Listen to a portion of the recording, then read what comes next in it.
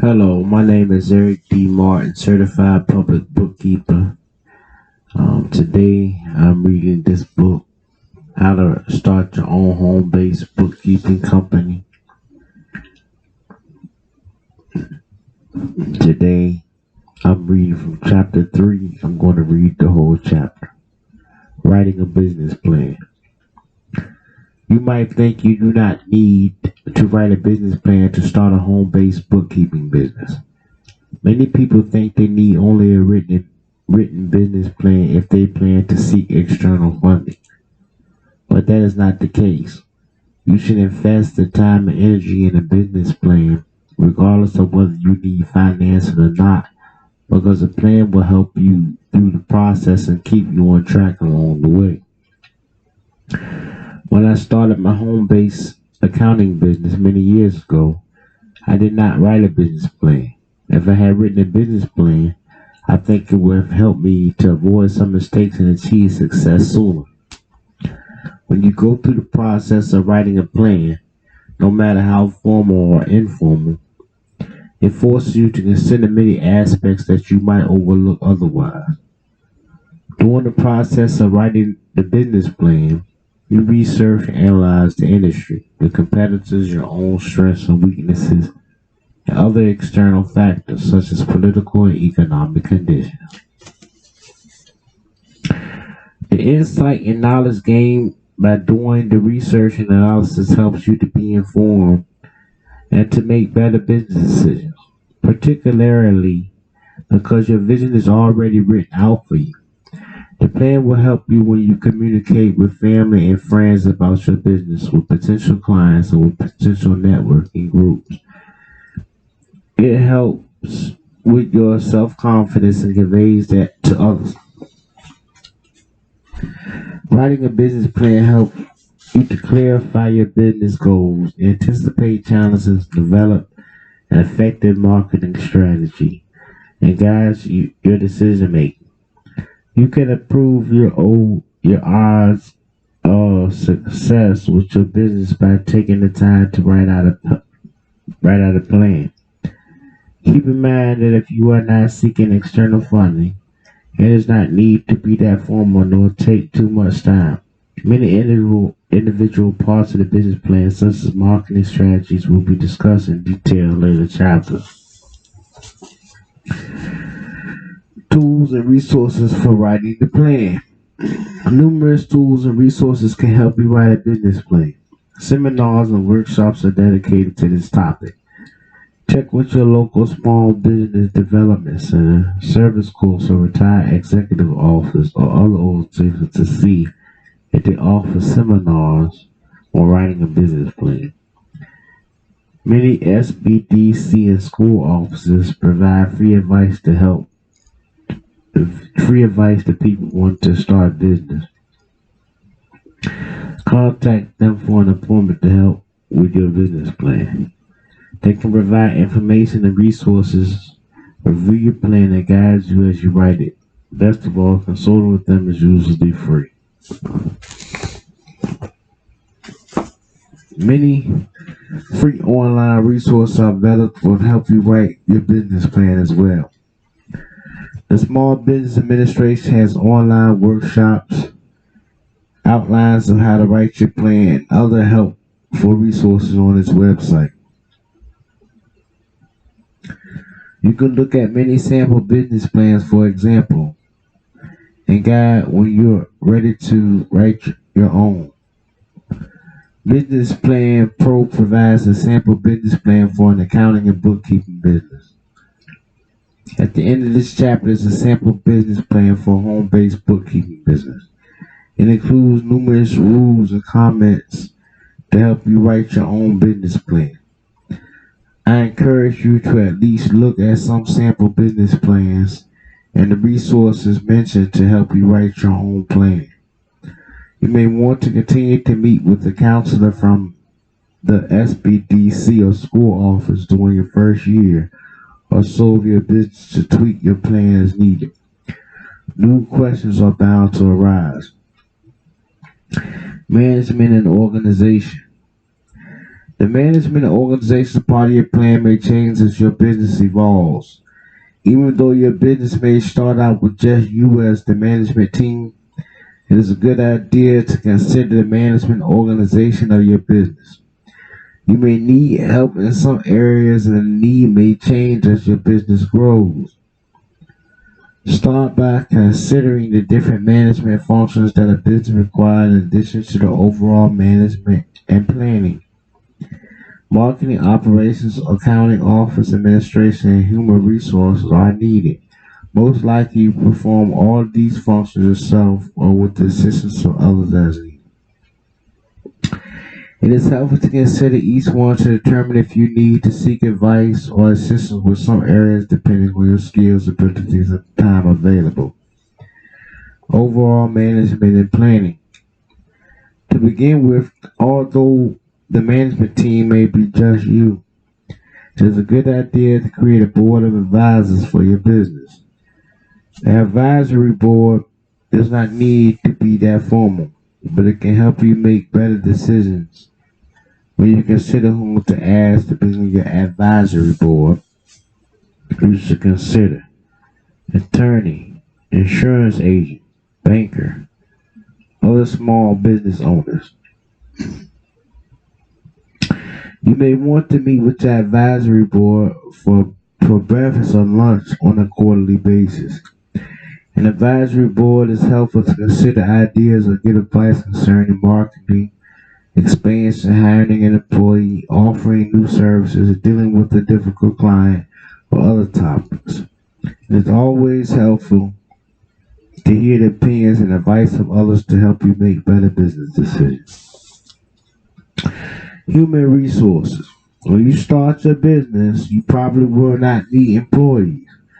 That situation may change as your business grows. You can no longer handle the workload by yourself. As a home-based business, you should consider whether you want people to work at your home office or you prefer a virtual office. Thanks to the internet and technology, you can have people work remotely without physically being in the same office. If you plan on hiring employees on site or remote, this area of the plan should include information on how you will recruit and select employees, compensate them, and other considerations for dealing with employees. You want to consider what education, skills, or experience you want employees to possess. How will you locate or recruit them? You may want to contact local community colleges for accounting students, or perhaps you need administrative office help. Whatever you need, realize that many stay-at-home parents have left the corporate world and may be happy to have a home-based part-time job. You may want to use subcontractors instead of employees. You should consider the skills, qualification, and other characteristics that you want in a subcontractor, just as if you were hiring an employee. How will you locate subcontractors? Will they be local or remote? It is a good idea to identify others with various specialties and expertise used when the need arises. Personally, I use other certified pro advisors as subcontractors instead of hiring employees. I like the flexibility of using different people based on the needs of the client. So I have different people I can call upon when the need arises. And they all have different specialities. For example, I have specific people I use for retail clients with QuickBooks points of sale, networking and technical issues, complex inventory situations, or even data file setup and training entry. Employees are subcontractors. When it is time to hire help, it is important to understand the difference between an employee and an independent contractor, also called a subcontract. When you hire employees, you must comply with payroll rules and requirements. You need to withhold federal and state income taxes, pay federal and state unemployment taxes, withhold and pay Medicare and Medicaid, and other payroll related requirements.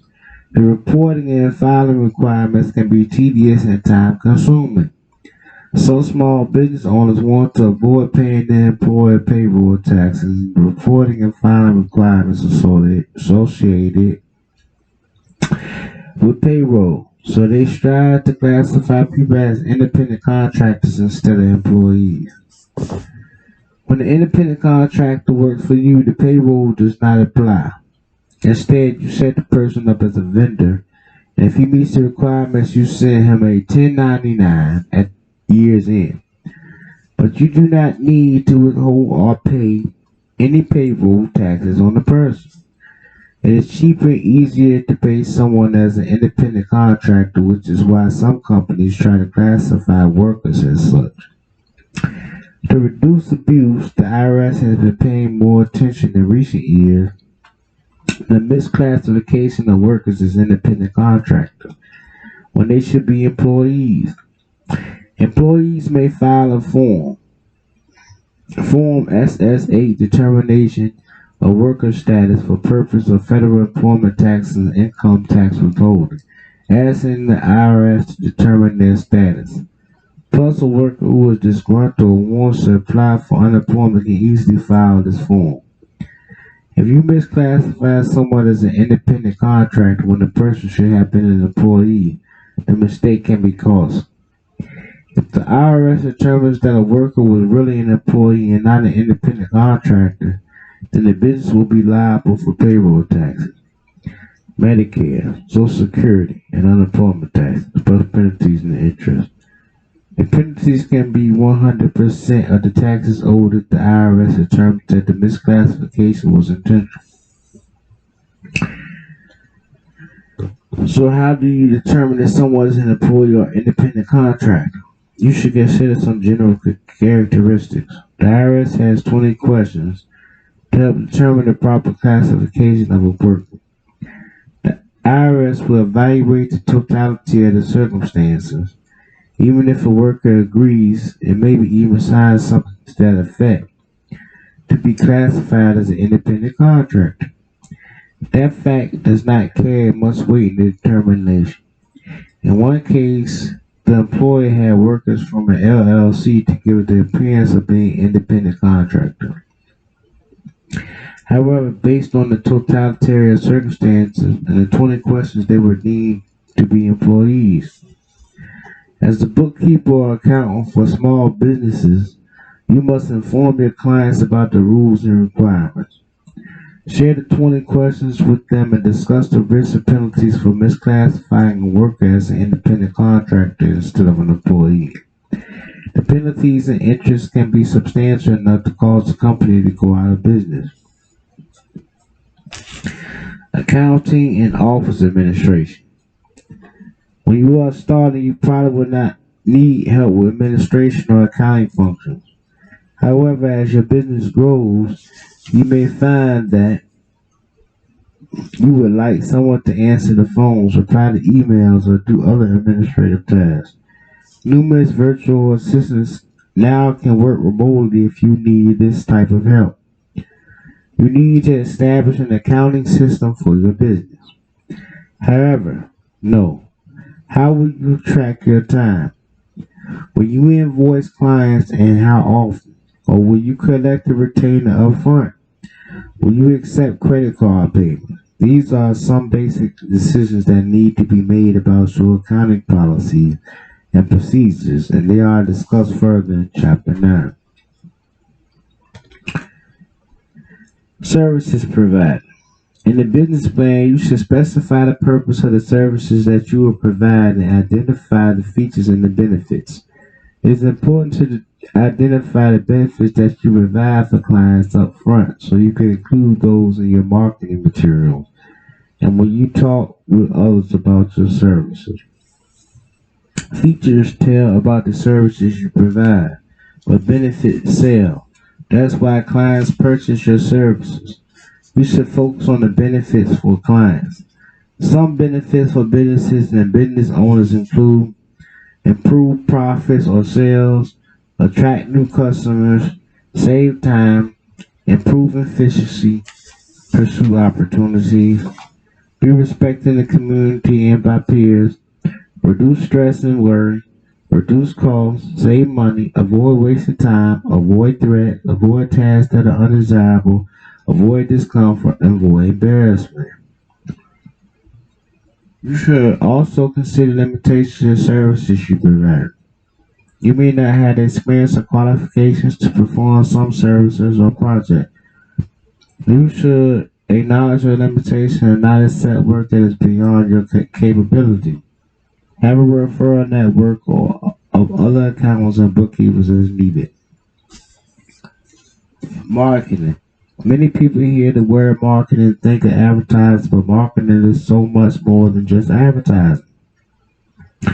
To start with, you should research and gain a better understanding of the industry.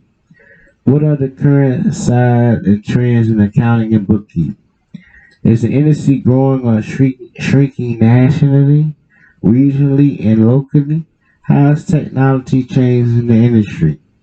When you start your business, you need to do a lot of marketing oriented tasks. You need a business name, logo, business cards, a website, a Facebook page, Twitter account, LinkedIn profile, and more particularly as social media groups and technology progress, you need to devote the time and resources to get your initial brand set up to provide a professional appearance for your business. Often the website or business card may be potential clients' first impressions of your business. You want the first impression to be a good professional impression. Otherwise, the client may look for someone else. Do you have the skills and abilities to create a logo, website, or more for your business? If not, you need to budget and plan for some assistance in these areas. Maybe you need help creating a logo or website for your business. You do not need to spend thousands of dollars, but you should consider spending several $100s to get with the basic logo and site. You should plan on investing to attend business luncheons, meetings, and other networking events in your area.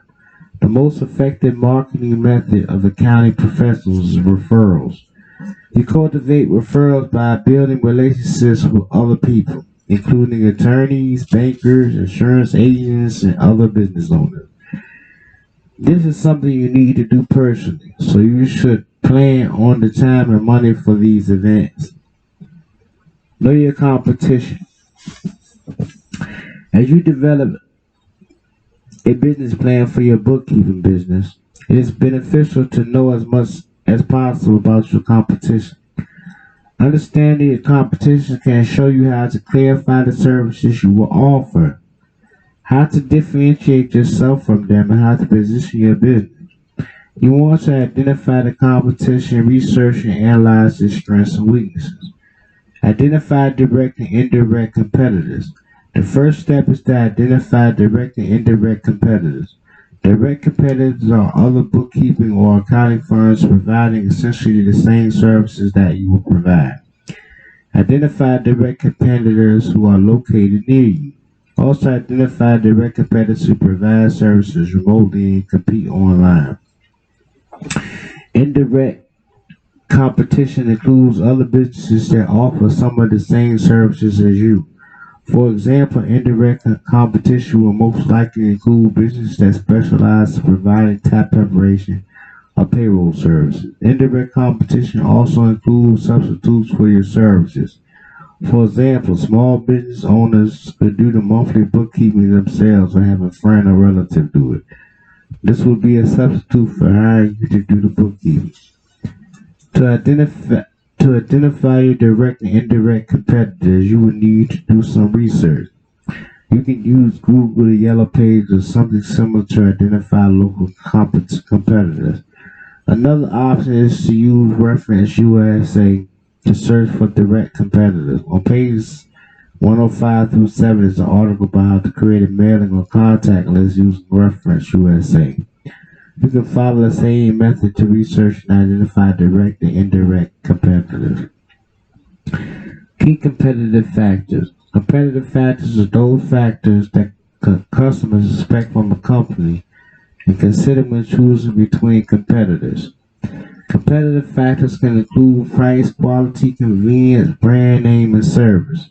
It is important to identify which competitive factors are important for accounting, bookkeeping, and tax services.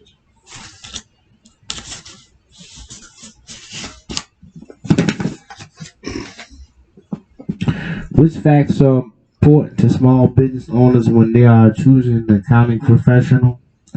Keep in mind that in many cases they will look for these factors in you personally because you are the business. Some competitive factors include being trustworthy and ethical, being reliable and dependable, being timely, being accurate, being personable, being convenient, being available, being reputable, having expertise, having good credentials, offering good rates or fees, providing good service or treatment. Small business owners will expect all the factors to be met at its basic level. You should try to identify which factors will be most important to the type of client you want to target. For example, if you are targeting a niche that requires more skill and expertise, then the clients may be more concerned with expertise, credentials, and reputation.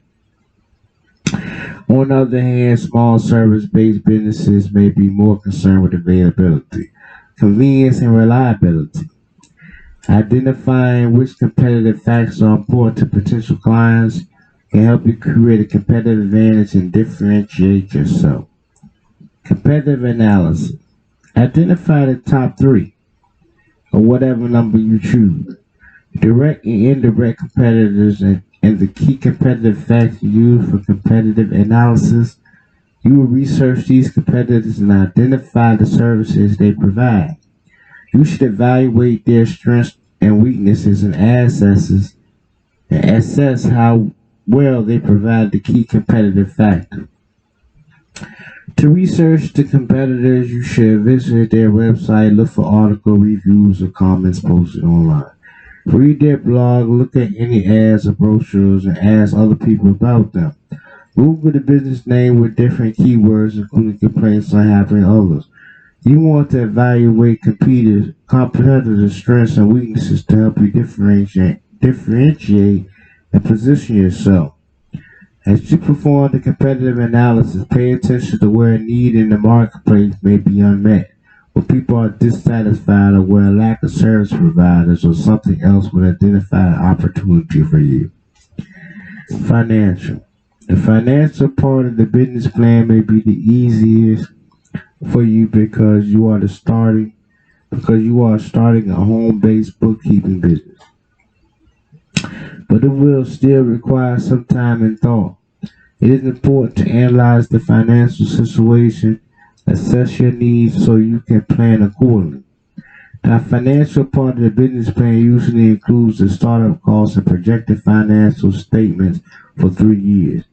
Because you will be home based, I suggest you focus on projecting an income statement and not worry about the balance sheet.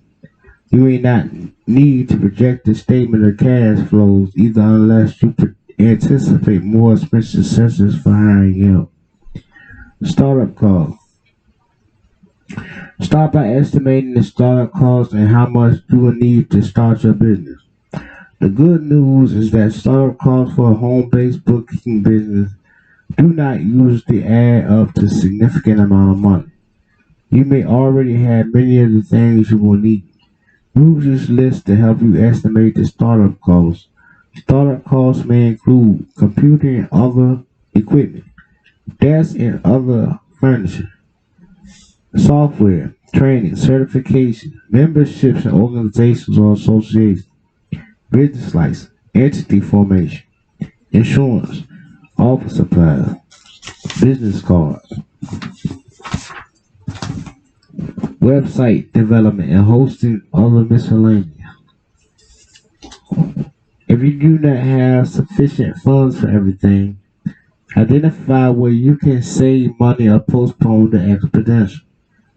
You may buy used equipment and furniture or join some associations or organizations later when you start earning some income. Project the financial statement. For financial statements, normally a business plan should include a 3-year projected balance sheet. income statement and statement of cash flow. However, because you are starting a home-based bookkeeping business and presumably will not need to apply for a bank loan or other financing, I would suggest you focus on projecting the income statement. If cash flow is a concern, you should project the statement of cash flows too. Projecting your income will be the most challenging. First, you need to define your billing rates or fees. Then estimate the number of clients for various services. And the average rate of fee to apply. For example, if you estimate that monthly bookkeeping for a small service-based business without inventory or payroll would average $400 per month, then you would estimate how many small service-based clients you would have per month. Plus, if you will provide payroll services, you need to determine what the average fee would be multiplied by the number of clients you have for that month. See the sidebar chart opposite to help give you an idea of how to estimate your income. You should start with no clients and add clients slowly during the first few months and then add them more quickly the longer you are in business. There is no right or wrong answer here. I would suggest you do several scenarios, best case, worst case, and average. Estimating your expenses is not easy either. You should try to estimate as many expenses as you think of and include an amount for unexpected expenses. Operating expenses may include membership dues, website hosts, phone and internet service, marketing or advertising, insurance, annual business license, conferences, training or continuing education, certification, using Excel or another spreadsheet program. Estimate your income and expenses by month for the first 3 years of your business. Doing this will help you manage your finances, plan for big expenditures, new computer or whatever, and set goals for yourself.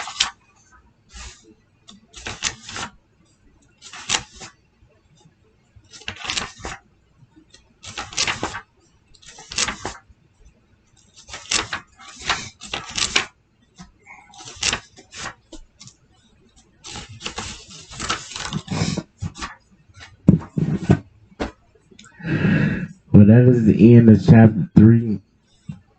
I've read as much as I can read tonight on that chapter because it is over. And I would also just like to say as many as would come to join me in my expedition to continue on paying people for their services, which is called revenue services. There have been any unjust cause for some reason or some reason why a person does not believe that the generally accepted accounting principles must be reported to the Security Exchange Commission by the CPA if the IRS decides that they want to audit or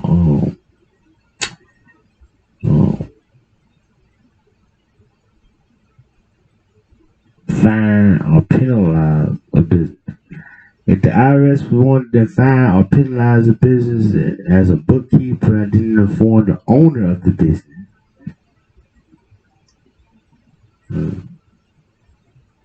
they would. And when they did, the owner of the business would ask, well, why didn't you tell me that they wanted to fine me? Well, if I was your bookkeeper and the information that you gave the bookkeeper to report to the CPA, which is the Certified Public Accountant, was misleading for any reason because you would only report a certain amount of money that you made or you say you made. You either made more or you either made less, or you decided to say that's what you made and it wasn't what you made. And every time the balance sheet would come out or the income statement would come out, And the CPA will look at it and say, well, you made such and such and such and such that month or that year or that fiscal year or that calendar year.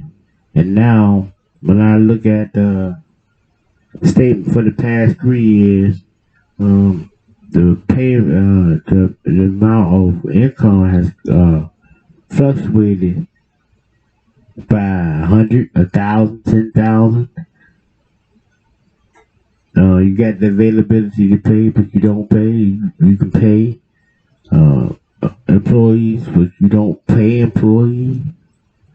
And then the amount of employees that you have is outdated, or when they come in the audit, none of your balance sheet reports come out with the general accepted accounting principle of materiality that um, all receivables must be all payments must be documented under the accrual method of accounting, meaning that when services are rendered, the account the payment must be recorded for that accounting period. So I said about 3 things. You don't pay employees, you don't keep record of how many employees you got. You don't keep how much your business makes annually, and you don't have a business license to report any of that. So why is everybody mad at me? Because a bookkeeper cannot do his job if the owner of the business doesn't report his transactions properly. You might as well just have a hobby. Now, if he has a hobby, he has no reason for a bookkeeper because he's not bringing in enough money to have to report it to the IRS. And that's fine. So anything under $5 million, really, basically, it's a hobby. You can get a license on your business, but the FDIC will not even give you an account at the bank if they don't believe that your account is worth up to $250,000. So right now, even I'm in jeopardy. But I'm only in jeopardy by like $20,000. That's fine for me, but as much money as could be made, I just get so sick and tired of people asking me for money. Why you want money from me? Where you going with my money? And why do you have my money? Are you gonna get my money back? Are you willing to die for what's not even yours? Or are you calling me something that I'm not because that's what you really want to be? So with that, I'm gonna go.